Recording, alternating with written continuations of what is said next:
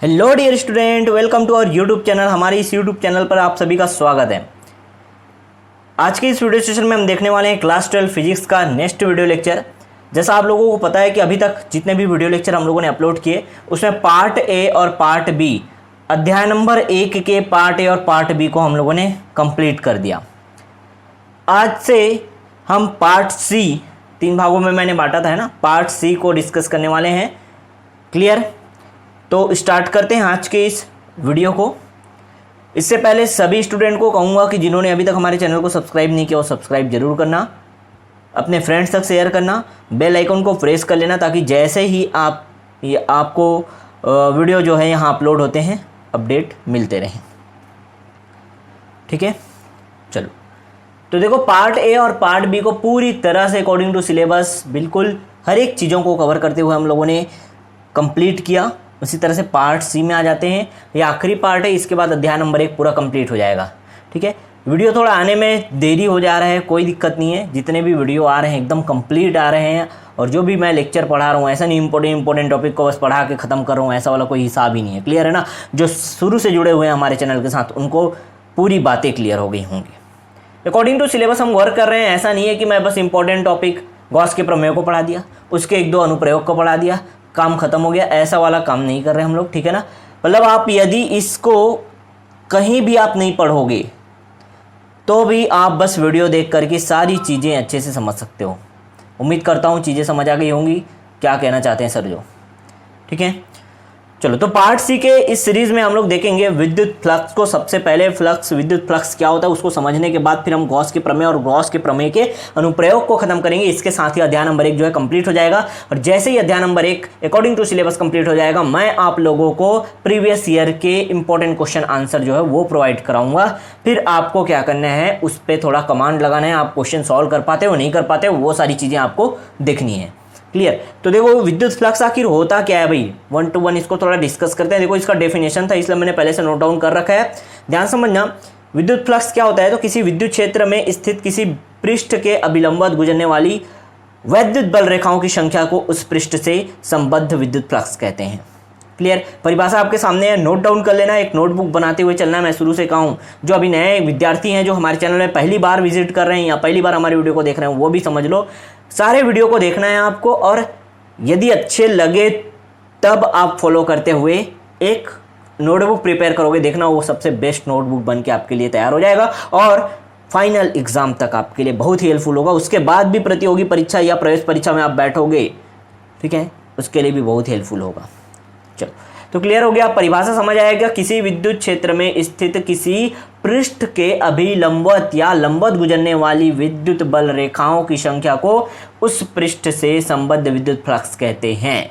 Diagram बनाऊंगा अभी मैं, ठीक है, वहां और क्लियर हो जाएगा। कौन कौन सी बातें और जाननी है भाई, तो पॉइंट पॉइंट करके लिखा हूं। देखो, ये नोट्स और बेहतरीन तरीके से पढ़ने का एक अच्छा तरीका है। ठीक है, कि संकेत या आप इसको क्या लिख सकते हो, इसे फाई ई से प्रदर्शित करते हैं। ये क्या दिख रहा है बच्चों, ये है फाई ई से प्रदर्शित करते हैं। ई यहाँ पे मैंने लिखा नीचे में, इसका क्या मतलब है समझ आ रहा है, इलेक्ट्रिक। ठीक है, फाई बस, कई बुक में फाई बस मिलेगा, कोई दिक्कत नहीं है, हम यहाँ फाई ई यूज करेंगे इलेक्ट्रिक फ्लक्स या विद्युत फ्लक्स के लिए। ठीक है, ये कैसी राशि है भाई, तो ये अदिश राशि है। मतलब इसको दर्शाने के लिए केवल और केवल परिमाण की आवश्यकता होती है, दिशा की आवश्यकता नहीं होती। मैग्नीट्यूड बस चाहिए होता है, डायरेक्शन का रिक्वायरमेंट नहीं होता यहाँ। क्लियर है ना? आगे देखो, तो विद्युत बल रेखाओं की दिशा के लंबवत एकांक क्षेत्रफल से गुजरने वाली बल रेखाओं की संख्या को फ्लक्स क्षेत्र की तीव्रता, ध्यान रखना, फ्लक्स क्षेत्र की तीव्रता ई या फ्लक्स घनत्व ई कहा जाता है। नोटेशन क्या है समझ आ रहा है? तो भाई, जो विद्युत बल रेखाओं की दिशा के लंबवत एकांक क्षेत्रफल से गुजरने वाली जो बल रेखा है उनकी संख्या को फ्लक्स क्षेत्र की तीव्रता या फ्लक्स घनत्व ई से डिनोट किया जाता है, कैपिटल ई कहा जाता है। ठीक है, इसका माप कैसे करते हैं ये भी थोड़ा समझते हैं। देखो, माप, तो माप क्या होता है, देखो, यदि विद्युत क्षेत्र ई के अभिलंबवत, क्या कहा मैंने, यदि विद्युत क्षेत्र ई के लंबवत, विद्युत क्षेत्र क्या है, ई के अभिलंबवत, विद्युत क्षेत्र ई के अभिलंबवत स्थित पृष्ठ अभिलंबवत स्थित पृष्ठ का क्षेत्रफल, स्थित पृष्ठ का क्षेत्रफल ds, क्या ले लिया क्षेत्रफल हम लोगों ने, ds हो तो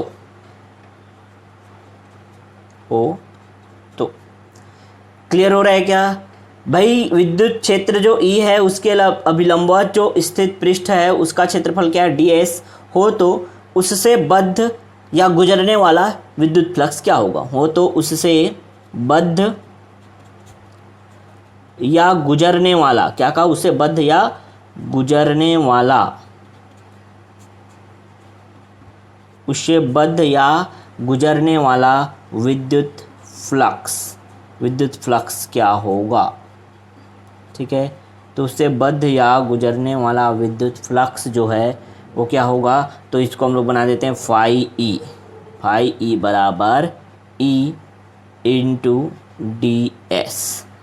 समझ आ रहा है बात। फाई ई बराबर क्या हो जाएगा, E इंटू ds, यही जो है इसका माप है, यही जो इसका फॉर्मूला है। क्लियर हो गया क्या बच्चों, यहाँ तक समझ आया चीज़ें जो है। ठीक है, यहाँ तक क्लियर है, आगे देखते हैं। चलो देखो यहाँ तक समझ आ गया हमको कि भाई यदि विद्युत क्षेत्र E के अभिलंबवत स्थित पृष्ठ का क्षेत्रफल ds हो तो उससे बद्ध या गुजरने वाला विद्युत flux phi E is equal to क्या हो जाएगा, A इंटू ds होगा। यहाँ तक बातें पूरी तरह से हमको समझ आ गई है। ठीक है, इसको आप ऐसा भी समझ सकते हो कि माना एक विद्युत क्षेत्र क्या है, E है, विद्युत क्षेत्र E है, कोई विद्युत क्षेत्र क्या है, E है, अभी चित्र बनाऊंगा उसका ध्यान समझना। E है, उसमें एक पृष्ठ है जिसका क्षेत्रफल, कुल क्षेत्रफल S है, ध्यान रखना कुल क्षेत्रफल क्या है, S है। देखो ये चित्र ध्यान से देखो, ये है हमारे पास एक डायग्राम, यहाँ पे देखो माना कोई विद्युत क्षेत्र जो है, ये विद्युत क्षेत्र है, डैश डैश डैश लाइन से दर्शाया, और ये जो आपके सामने एक पृष्ठ दिख रहा है इसका पूरा क्षेत्रफल जो है वो है क्या, S। लेकिन अगर हम अल्पांश की बात करते हैं तो अल्पांश का क्षेत्रफल क्या ले लिया, ds ले लिया। यहाँ तक बात समझ आया, अल्पांश का क्षेत्रफल क्या है, ds है। अतः इस पूरे पृष्ठ से या पृष्ठ से गुजरने वाले विद्युत फ्लक्स का मान जो है E तथा ds का गुणनफल होता है। यही कंडीशन है, गुणनफल क्या होगा, विद्युत फ्लक्स का मान जो होगा E और ds के गुणनफल के बराबर होता है। यही तो फॉर्मूले में हम लोगों ने देखा। ठीक है, अब इसको समझते हैं थोड़ा। ये डायग्राम समझ आ गया। देखो ये विद्युत क्षेत्र E है, विद्युत क्षेत्र E में एक पृष्ठ रखा हुआ है भाई, जिसका क्षेत्रफल क्या है, ds है।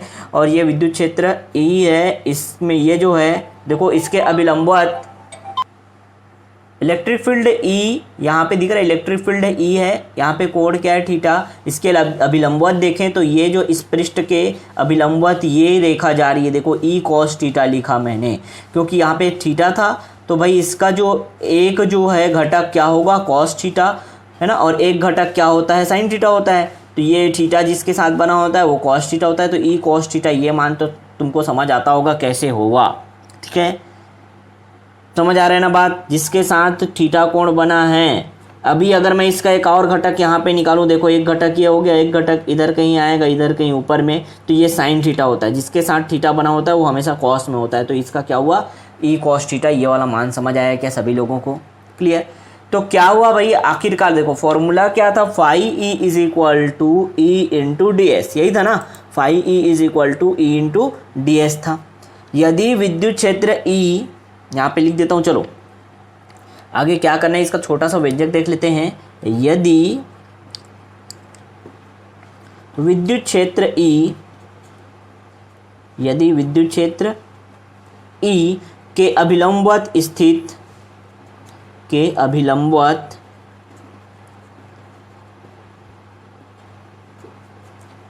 स्थित पृष्ठ का क्षेत्रफल ds हो, स्थित पृष्ठ का क्षेत्रफल क्या है, पृष्ठ का क्षेत्रफल ds, पृष्ठ का क्षेत्रफल ds हो तो उससे बद्ध विद्युत फ्लक्स क्या होगा। ठीक है, उससे बद्ध विद्युत फ्लक्स। तो भाई इसको हम लोग देख चुके हैं, विद्युत फ्लक्स का फॉर्मूला क्या होता है, phi E is equal to E into ds होता है।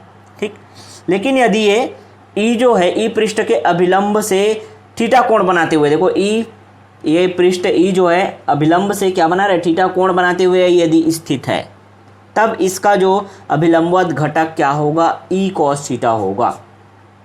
ये बात समझ आ गया ना। इस स्थिति में विद्युत फ्लक्स, ठीक है, ई के जगह में क्या हो गया, ई कॉस थीटा, क्योंकि इसका जो अभिलंबवत घटक हम लोगों ने लिया, यहाँ पे देखो अभिलंबवत घटक ई कॉस थीटा होगा। ये बात तो समझ आ गया हमको। तो phi E is equal to क्या होगा, विद्युत flux phi E is equal to हो जाएगा क्या, ई इंटू डी एस, ये होता है। लेकिन अब ई नहीं होगा, क्या होगा, वो ई कॉस थीटा हो जाएगा। तो आगे देखो phi E is equal to E cos theta into D S होगा क्या। इसको और अच्छे से अगर लिखें व्यवस्थित तो ये हो जाएगा phi E is equal to E into D S cos theta. कोई इशू है क्या, यहाँ तक कोई प्रॉब्लम है क्या किसी को, नहीं ना। बस यही फॉर्मूला बन के आता है बच्चों, यही फाइनल फॉर्मूला है। तो छोटा सा डेरिवेशन था, अच्छे से इसको समझ लेना था डायग्राम के हेल्प से, और जो मैंने थ्योरी आपको कहा, ठीक है ना, उतना समझ गए तो आप विद्युत फ्लक्स को अच्छे से समझ गए हो। ठीक है, नोट्स अच्छे से बना लेना। आगे देखें, इसमें देखो क्या होगा, अब कुछ स्थिति आएंगी, स्थिति 1 स्थिति 2 जो है करके देख लेते हैं दोनों स्थिति को। तो सबसे पहले सिचुएशन या केस 1 देख लेते हैं, स्थिति फर्स्ट केस में देखें, यदि थीटा बराबर क्या हो, 0 अंश हो, तो यदि थीटा बराबर 0 अंश हो तो फाई ई बराबर क्या हो जाएगा, फाई ई बराबर हो जाएगा E into D S cos theta. ठीक, समझ आ रहा है बात यहाँ तक, ई into D S cos theta, क्योंकि थीटा बराबर क्या रखना है आपको, 0 ना। तो थीटा बराबर 0 अंश रखो तो क्या हो जाएगा, phi E is equal to E into D S हो जाएगा, कॉस 0 हो जाएगा। क्या हो जाएगा बच्चों, ये हो जाएगा क्या, कॉस 0। और कॉस 0 का मान क्या होता है, 1 होता है। कॉस 0 का मान क्या होता है, 1 होता है। मतलब ये जो कॉस 0 है वो हो जाएगा क्या, 1। तो ये फाई ई बराबर क्या मिलेगा आपको, फाई ई बराबर मिला ई इंटू डी एस। और यही जो है मैक्सिमम होगा, मैक्सिमम वैल्यू या अधिकतम होगा। ठीक है, आगे देखते हैं दूसरी स्थिति को। यहाँ तक क्लियर हुआ, अधिकतम किस कंडीशन में आया, सभी लोगों को समझ आ गया क्या यहाँ तक। चलो नेक्स्ट पेज में देखते हैं हम लोग आगे की कंडीशन को, स्थिति नंबर दूसरा क्या हो सकता है। ठीक है, चलो देखो स्थिति दूसरा को देखते हैं। भाई स्थिति पहला तो समझ आ गया हमको, स्थिति पहला फॉर्मूले के अकॉर्डिंग, फॉर्मूला अगर हमको याद है तो आसानी से हम लोग बता सकते हैं। ठीक है, कैसे हम लोगों ने पहला स्थिति लिया, एक बार और आप लोगों को बता दूं कि थीटा बराबर 0 अंश ले लिए, थीटा बराबर 0 अंश लिए तो ये मान आ गया। यहाँ पे आपको थोड़ा एक थ्योरी लिख लेना, बस क्या थ्योरी लिखोगे, अतः यदि विद्युत क्षेत्र पृष्ठ के लंबवत हो, अतः यदि विद्युत क्षेत्र क्या है, थीटा बराबर 0 अंश, मतलब विद्युत क्षेत्र जो है पृष्ठ के लंबवत हो तो उससे गुजरने वाला विद्युत फ्लक्स का मान अधिकतम होता है। ठीक है, तो यहाँ पे क्या लिखना है, फाइनली आपको लिखना है, इतना करने के बाद लिखना है। ठीक है, यहाँ पे मैं लिख देता हूँ, यदि विद्युत क्षेत्र पृष्ठ के लंबवत हो, यदि विद्युत क्षेत्र पृष्ठ के लंबवत हो तो उससे गुजरने वाला हो, तो उससे गुजरने वाला विद्युत फ्लक्स क्या होगा, उससे गुजरने वाला विद्युत फ्लक्स अधिकतम होता है,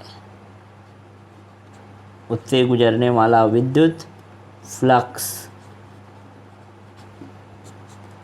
अधिकतम होता है। ठीक है, तो फाइनली ये आपको लिख लेना है लास्ट में। ठीक है, यहाँ से आपको समझना है कि भाई पृष्ठ के लंबवत है, क्योंकि थीटा बराबर 0 अंश है, इसलिए बोल रहे हैं पृष्ठ के क्या है, लंबवत है। यदि पृष्ठ के समांतर ही होगा, ये पृष्ठ है, देखो चित्र में देखो ये पृष्ठ है, ये पृष्ठ के लंबवत, यही तो लंबवत है। और ये थीटा बराबर यदि क्या होगा, समांतर कह रहा हूँ, मतलब इसी में होगा, इसी के समांतर होगा, तब देखते हैं क्या होगा स्थिति नंबर दूसरे में। ठीक है, पहला स्थिति समझ आ गया सभी लोगों को, स्थिति नंबर दूसरा देख लेते हैं, स्थिति दूसरा। ठीक, चलो समझते हैं स्थिति दूसरा को।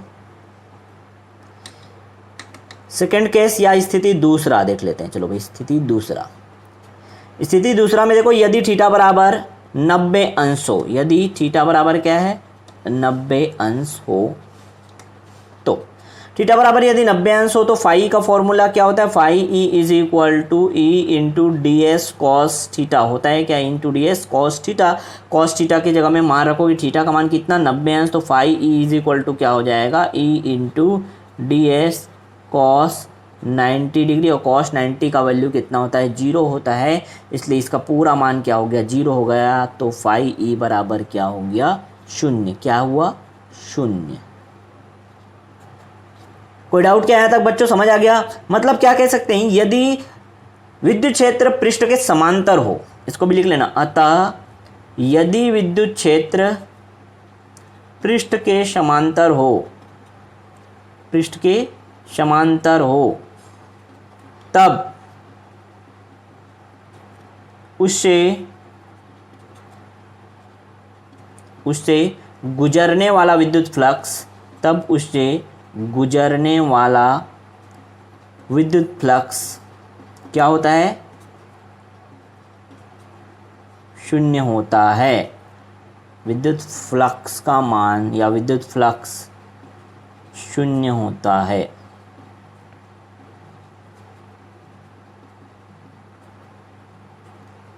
ठीक है, समझ आ गया? यहाँ तक क्लियर हुआ सभी लोगों को? स्थिति पहला और स्थिति दूसरा भी समझ आ गया। फॉर्मूले के साथ साथ परिभाषा पढ़ा, परिभाषा के बाद हम लोगों ने फॉर्मूला का थोड़ा सा छोटा सा डेरिवेशन भी किया, कैसे वो फॉर्मूला है, चीज़ों को हम लोगों ने समझा। उसके बाद हम लोगों ने स्थिति पहला और स्थिति दूसरा पूरी तरह से क्लियर कर रखा। ठीक है, आगे देखिए, विद्युत फ्लक्स का मात्रक अगर हम लोग निकालें, मात्रक, ठीक है, तो टू द पॉइंट मैं जैसे बता रहा हूँ, देखो लाइन से नोट्स कैसे बनते जा रहा है हमारा, है ना, बिल्कुल अच्छे से एकदम बेहतरीन तरीके से कि हमें टू द पॉइंट हम लोगों ने पहले परिभाषा के बाद हम लोगों ने जो चीज़ था, भाई इसको किस तरह से दर्शाते हैं, मैंने लिखा इसको, लेकिन शॉर्ट फॉर्म में लिखा। हम इसका संकेत क्या है, फाई कौन सी राशि, अदिश राशि, सदिश राशि, है ना, बस ऐसी पॉइंट में करते करते आपको नोट्स भी बनाते हुए चलना है।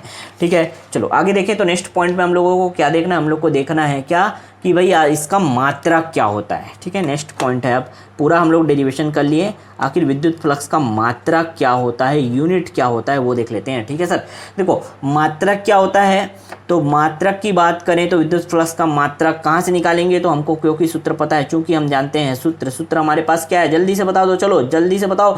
Phi E is equal to क्या होता है, phi is equal to E into D S, simple, E into D S.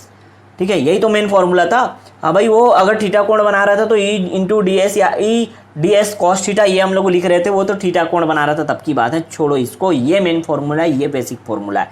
यहीं से आप मात्रक भी निकालो, तो ई देखो, ई क्या है, विद्युत क्षेत्र, विद्युत क्षेत्र की तीव्रता का मात्रक क्या होता है, न्यूटन प्रति कूलम। क्या होता है, न्यूटन प्रति कूलम। मतलब अगर मैं मात्रक की बात करूं तो फाई ई का जो मात्रक होगा, ध्यान समझना, फाई ई का मात्रक, मैं रट्टा मारने नहीं कहता, मैं एक एक चीजें निकाल के दिखा रहा हूं आप लोगों को। ठीक है, फाई ई का जो मात्रक होगा, ई का मात्रक क्या होगा, ई का मात्रक सोचो, ई क्या है, विद्युत क्षेत्र की तीव्रता, ई का मात्रक क्या होता है, न्यूटन प्रति कूलम, न्यूटन प्रति कूलम। ठीक है, फिर क्या है, इनटू, हाँ भाई इनटू डीएस क्या है, डीएस क्षेत्रफल है, क्षेत्रफल का मात्रक क्या होता है, मीटर स्क्वायर, वर्ग मीटर या मीटर का वर्ग होता है क्या बच्चों, यहाँ तक समझ आ गया? अगर आप इसको पूरा अच्छे से लिखो तो इसका मात्रक आपके सामने क्लियर हो जाएगा। फाई ई का जो मात्रक होगा, फाई ई का या विद्युत फ्लक्स का जो मात्रक होगा वो क्या होगा, बहुत आसानी से आप बता सकते हो, न्यूटन मीटर स्क्वायर पर कूलम, पर कूलम, या आप इसको ऐसा भी लिख सकते हो, न्यूटन मीटर स्क्वायर प्रति कूलम। दोनों का मतलब वही है। ठीक है, क्लियर हुआ क्या एकदम अच्छे से? इसको समझना है, ये पूछा जाता है एग्जाम में, बहुत ही इंपॉर्टेंट है। और इसको इतने सारे मात्रक आ जाएंगे ना धीरे धीरे करते, आप खुद कंफ्यूज हो जाओगे कौन किसका मात्रक है, इसलिए निकालना सीखना है बेटा। जब तक आप निकालना नहीं सीखोगे ना, आप रट्टा मार के बस सफल नहीं हो सकते। क्लियर हुआ क्या? सर ने क्या कहा, समझ आया सभी लोगों को? ठीक, चलो आगे देखें, विमा की बात करते हैं। मात्रक समझने के बाद हम लोग विमा भी निकाल लेते हैं, आखिर विद्युत फ्लक्स का विमा क्या होता है। ठीक है, चलो नेक्स्ट पॉइंट हम लोग कर लेते हैं, क्या निकालना हमको, डायमेंशंस या विमा। विमा आखिर होता क्या है भाई? ठीक है, विमा क्या होता है, तो फाई ई की विमा भी यहीं इसी सूत्र से निकालेंगे या इस मात्रक के हेल्प से निकालेंगे। फाई ई का जो विमा होगा, फाई ई की विमा, फाई ई की विमा हमको निकालनी है। फाई क्या है, विद्युत फ्लक्स, विद्युत फ्लक्स के बारे में ही बात करें तो इसका विमा क्या होगा, ध्यान से देखना, विमा क्या होगा, तो ये हो गया ई इंटू डी एस। ठीक है, तो पहले ई का ही विमा निकाल लें, क्या ई का ही विमा निकाल लें, समझ रहे हो ना बात को, ई का विमा निकाले तो क्या होता है MLT-2/AT, या ऐसा डायरेक्ट लिखे क्या, ऐसा होता है। देखो मैं निकाल के यहाँ पे बता देता हूँ, MLT-2 ठीक है पॉन या पर AT, ये होता है। और यहाँ पे देखो साथ में क्या है, DS क्या होता है, क्षेत्रफल ना, क्षेत्रफल का विमा क्या होगा, L2 होगा। ठीक है चलो भाई, सबको अगर अच्छे से हम लोग सॉल्व करें तो इसकी विमा फाइनल निकल जाएगी। ठीक है, जो जो चीज़ें नीचे है उसको भी ऊपर ले जाओ और अच्छे से व्यवस्थित करके लिखो। देखो एम, हाँ भाई एम रहेगा, ध्यान से देखना यहाँ क्या हो जाएगा, तो इसकी विमा हो जाएगी एम। ठीक है सर एम, फिर एल और L2 क्या हो जाएंगे, L3 हो जाएंगे क्या बच्चों, समझ आया, ML3। ठीक है क्लियर। यहाँ पे देखो ये क्या हो जाएगा, T-2 है, एक T नीचे है, ये भी ऊपर जाएगा तो T-1 हो जाएगा, मतलब ये हो जाएगा T-2 पहले से था और ये नीचे वाला भी ऊपर जाएगा तो क्या हो जाएगा, T-1 हो जाएगा। तो जब आधार समान तो खाते क्या हो जाती, जुड़ जाती, मतलब -2 और -1 क्या हो जाएगा, -3 हो जाएगा, तो T-3 हो गया। हाँ भाई ये भी समझ आया हमको। अब बच गया क्या, ए भी ऊपर जाएगा तो A-1 आ जाएगा, बस यही इसकी क्या है, विमा है, ML3 T-3 A-1। क्लियर हुआ। आगे देखते हैं विद्युत फ्लक्स के कुछ महत्वपूर्ण बिंदु की बात करते हैं हम लोग आगे, कौन कौन से और इम्पोर्टेंट पॉइंट होते हैं उसको भी देख लेते हैं जरा। देखो सबसे पहली बात तो phi E is equal to EDS cos theta होता है, ये बात क्लियर है हमको, ये बेसिक फॉर्मूला है। ठीक है, यदि के कंडीशन को हम लोगों ने अप्लाई किया और बताया कि भाई यदि, ध्यान से समझना, पॉइंट करके मैं लिख रहा हूँ इसको। ठीक है, यदि थीटा का मान, क्या कहा मैंने, थीटा का मान 90 अंश से छोटा होता है, 90 अंश से छोटा होता है, तो फ्लक्स कैसा होगा, धनात्मक। तब फ्लक्स का जो मान होगा वो हमेशा पॉजिटिव होगा, धनात्मक होगा। ठीक है, ये बात क्लियर हुआ क्या सभी लोगों को। ठीक, और यदि ये थीटा का मान 90 अंश के बराबर होता है तब फ्लक्स क्या होता है, तब फ्लक्स जो है शून्य होता है, तब फ्लक्स क्या होगा, शून्य। लेकिन ध्यान रखना, जैसे ही मैंने कहा, जैसे ही थीटा का मान यदि 90 अंश से ज़्यादा होगा तब फ्लक्स क्या होगा, ऋणात्मक होगा। आप मान रख करके देख सकते हो, कॉस थीटा वाले सूत्र में EDS cos थीटा है ना, तो ये क्या हो जाएगा, ऋणात्मक। ये तीनों कंडीशन हम लोग को समझ आ गया, कहाँ से आया, वही बेसिक फॉर्मूले से। ठीक है चलो, ये बात तो क्लियर। हमने क्या क्या और सीख लिया भाई, हम लोगों ने इसका मात्रक सीखा, मैं आपको बस जस्ट रिवीजन करा रहा हूँ। मात्रक क्या होता है इसका, तो भाई हाँ मात्रक हम लोगों ने सीख लिया। मात्रक क्या होता है, न्यूटन मीटर स्क्वायर प्रति कूलम होता है। ठीक है भाई, और हम लोगों ने क्या सीखा, इसका विमा सीख लिया। विमा क्या होता है, विमा इसका होता है क्या, ML3 T-3 A-1, ये विमा भी समझ आ गया हम लोगों को। ठीक है, और अगर हम लोग बात करें तो भाई इसके बारे में, ये अदिश राशि है, जो चीज़ आ रहा है मैं एकदम से बस रिवीजन करा रहा हूँ जितना अभी मैंने आप लोगों को सिखाया।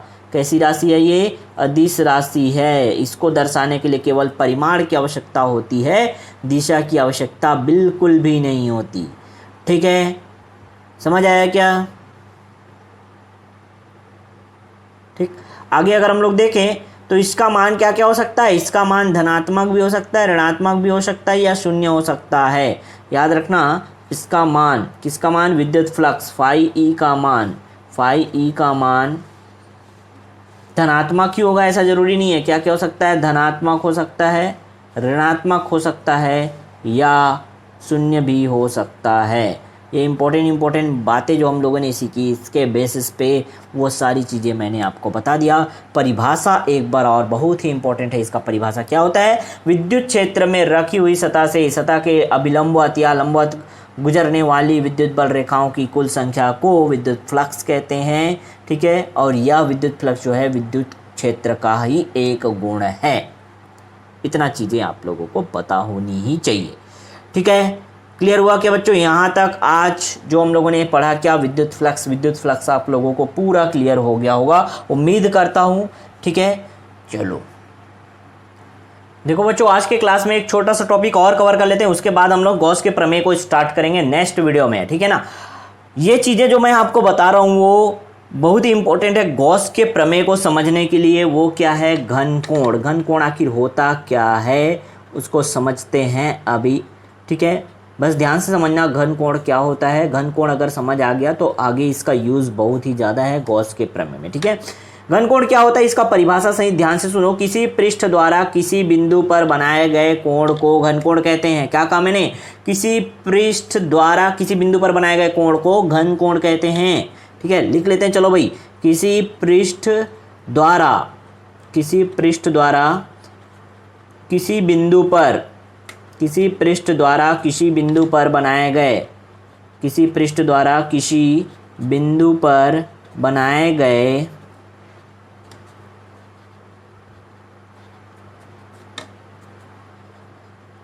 किसी पृष्ठ द्वारा किसी बिंदु पर बनाए गए कोण को घन कोण कहते हैं, ठीक है। इसको समझेंगे। इसका छोटा सा डेरिवेशन भी है, तो बहुत आसान सा इसका परिभाषा मैंने यहाँ आप लोगों के सामने रखा कि भाई किसी पृष्ठ द्वारा किसी बिंदु पर बनाए गए कोण को घन कोण कहते हैं। इसे डी डब्ल्यू से प्रदर्शित करते हैं। डी ओमेगा या डब्ल्यू, ठीक है। ओमेगा जानते ही हो ना, इस साइन से प्रदर्शित करते हैं, बस ये लिख लो, ठीक। यहाँ तक बातें समझ आ गई, परिभाषा समझ आ गया, इसका संकेत भी समझ आ गया हमको, ठीक है। यदि किसी पृष्ठ का क्षेत्रफल मान लो ds है, अब एक डायग्राम बनाऊंगा। यदि किसी पृष्ठ का क्षेत्रफल क्या लिया हम लोगों ने? यदि किसी पृष्ठ का क्षेत्रफल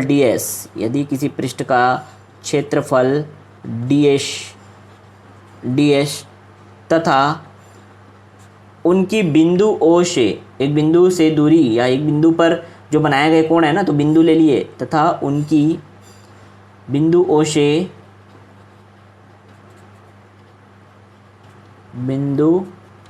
O से दूरी ले लेते हैं। मान लो क्या है? दूरी r है, दूरी स्मॉल r हो तो,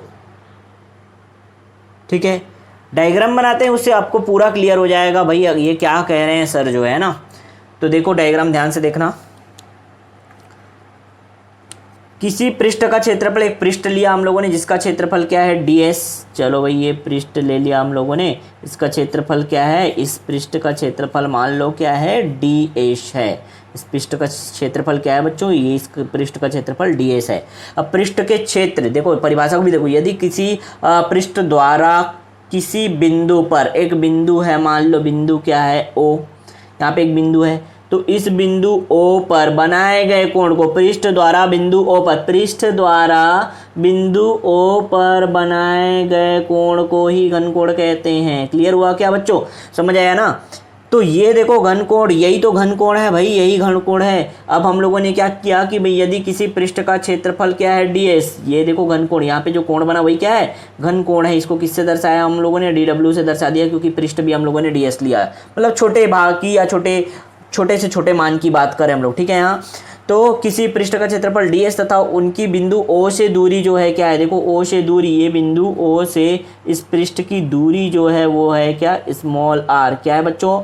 इस बिंदु O से इस पृष्ठ की दूरी क्या है? स्मॉल r है। तब घन कोण क्या होगा?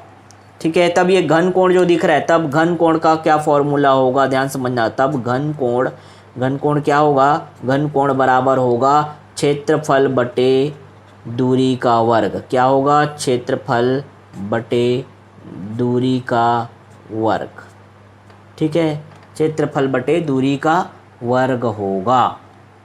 क्लियर हुआ क्या? समझ आया बच्चों? अब देखो घन कोण क्या था? डी डब्ल्यू या D omega is equal to क्षेत्रफल ds अपॉन दूरी क्या था? r का वर्ग। ये आया। यदि आप इसका पूरा मान निकालना चाहते हो, ये तो अल्पमान की बात कर रहे हैं, डी लगाए मतलब समझ जाया करो, ये अल्पमान की बात कर रहे हैं सर हम लोग। यदि इसके पूरे मान की बात करेंगे, संपूर्ण वैल्यू या कंप्लीट वैल्यू की बात करेंगे, तब क्या कर देंगे? पूरा ध्यान से समझना, पूरा क्षेत्रफल लेंगे, अभी क्या है ds छोटा क्षेत्रफल लिया, अब पूरा क्षेत्रफल लेंगे, पूरा क्षेत्रफल लेंगे तो ये तो एक फॉर्मूला बन के आया, लेकिन अगर हम लोग पूरे क्षेत्रफल की बात करते हैं तब क्या होगा वो भी आगे दिखा देता हूँ। छोटे से भाग के क्षेत्रफल के लिए ये फॉर्मूला बन के आता है। यदि पृष्ठ जो ds है, ठीक है, वो किसी बंद पृष्ठ का छोटा सा भाग है, मैंने क्या कहा, ये पृष्ठ जो ds लिए बंद पृष्ठ का छोटा सा भाग है, ठीक है, तो ds का पूरा मान क्या होगा आखिर भाई, ds मतलब क्या है, पृष्ठीय क्षेत्रफल। तो पृष्ठीय क्षेत्रफल यहाँ पे लिख देता हूँ, संपूर्ण पृष्ठीय क्षेत्रफल या संपूर्ण पृष्ठ का क्षेत्रफल क्या होगा, संपूर्ण पृष्ठ क्षेत्रफल क्या होगा, संपूर्ण पृष्ठ क्षेत्रफल जो होगा, जो ds है वो छोटा भाग है, तो ds बराबर क्या हो जाएगा, संपूर्ण पृष्ठ क्षेत्रफल जो है ds नहीं होके क्या हो जाएगा, अगर छोटा क्षेत्रफल लिया तो ds लिए बेटा, अगर पूरा क्षेत्रफल लेंगे तो क्या हो जाएगा 4πr²। देखो ये क्या दिख रहा है, गोला जैसे दिख रहा है, गोले के पृष्ठ का क्षेत्रफल ही तो लगाना है, गोले के संपूर्ण पृष्ठ का क्षेत्रफल क्या होता है 4πr² होता है, ध्यान रखना है। तो यहाँ ds ना लिख के देखो ds के जगह में क्या कर देना, हमको इस वैल्यू को डाल देना है, और ये जो dw था मतलब घन कोण का मान था, वो क्या हो जाएगा पूरा घन कोण w या ओमेगा इज इक्वल टू क्या होगा, ध्यान से देखना, omega is equal to 4πr² और अपॉन में क्या है r², तो r² दोनों कट जाएगा और आपके पास मान आएगा क्या, ओमेगा या w इज इक्वल टू 4π। इस तरह से आप बोल सकते हो कि अतः संपूर्ण बंद पृष्ठ द्वारा निर्मित घन कोण का मान क्या होता है 4π होता है, बात खत्म, दैट्स इट। मैंने क्या कहा यहाँ पे समझ आया क्या, संपूर्ण पृष्ठ था, ये बंद पृष्ठ था, उसका छोटा सा भाग हम लोगों ने ds लिया, यदि संपूर्ण पृष्ठ की बात करते हैं, उस बंद पृष्ठ के संपूर्ण पृष्ठ की बात करते हैं तो ये होगा, तो आप बोल सकते हो फाइनली क्या, अतः संपूर्ण पृष्ठ द्वारा, लिख लेते हैं चलो भाई, अतः संपूर्ण पृष्ठ द्वारा, संपूर्ण पृष्ठ द्वारा, आप लोग पूरा लिखना, मैं शॉर्टकट कर देता हूँ यहाँ, है ना, अतः संपूर्ण पृष्ठ या संपूर्ण बंद पृष्ठ द्वारा, ऐसे लिख लो, संपूर्ण पृष्ठ द्वारा, यहाँ पे बंद लिख लेना, अतः संपूर्ण बंद पृष्ठ द्वारा निर्मित घन कोण का मान कितना होगा, घन कोण का मान 4π होता है, कितना होता है 4π होता है। कैसे हुआ मैंने यहाँ पे आपको एक्सप्लेन करके भी दिखाया। तो ये घनकोण का कॉन्सेप्ट है, बहुत ही ज़्यादा इंपॉर्टेंट, ये तो अगर आप समझ गए तो बहुत जगह उपयोग करेंगे। गॉस का प्रमेय जैसे ही हम लोग पढ़ेंगे और उसके अनुप्रयोग को पढ़ेंगे ना, देखना कई जगह ये उपयोग होने वाला है। तो क्लियर हुआ क्या सभी बच्चों को, समझ आया घनकोण आखिर होता क्या है। तो किसी बंद पृष्ठ द्वारा किसी बिंदु पर बनाए गए कोण को ही घनकोण कहते हैं। इस चित्र में पूरा क्लियर है, ये बंद पृष्ठ है और एक बिंदु क्या है ओ, उस पर यदि ये कोण बनाता है, जो कोण बनाता है वो जो कोण का निर्माण करता है वही कोण क्या है, घनकोण कहलाता है। बस इतना ही समझना है, बहुत सरल तरीके से मैंने आपको समझाने का कोशिश किया। यदि हमारे क्लासेस अच्छे लग रहे हैं तो बिल्कुल हमारे चैनल को सब्सक्राइब करो, लाइक करो और अधिक से अधिक लोगों तक शेयर करो। हमारा टारगेट है कि भाई छत्तीसगढ़ के समस्त बच्चों तक हमारा जो है ये वीडियो लेक्चर पहुंचे। ठीक है, सपोर्ट आपका ही चाहिए, हम लोगों को सारे बच्चों को सपोर्ट चाहिए।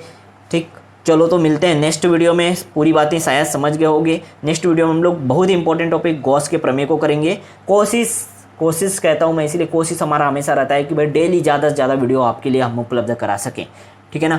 तो क्योंकि मैं यहाँ पे अभी फ़िलहाल मेरे कोई हेल्पर ही नहीं है, अभी कह सकते हैं मैं अकेले पूरा काम करता हूँ, वीडियो बनाता हूँ, एडिट करता हूँ, उसको अपलोड करता हूँ, सब चीज़ मुझे ही करना होता है, इसलिए वीडियो थोड़े लेट में आते हैं। बट सपोर्ट करते रहना मेरे प्यारे विद्यार्थियों।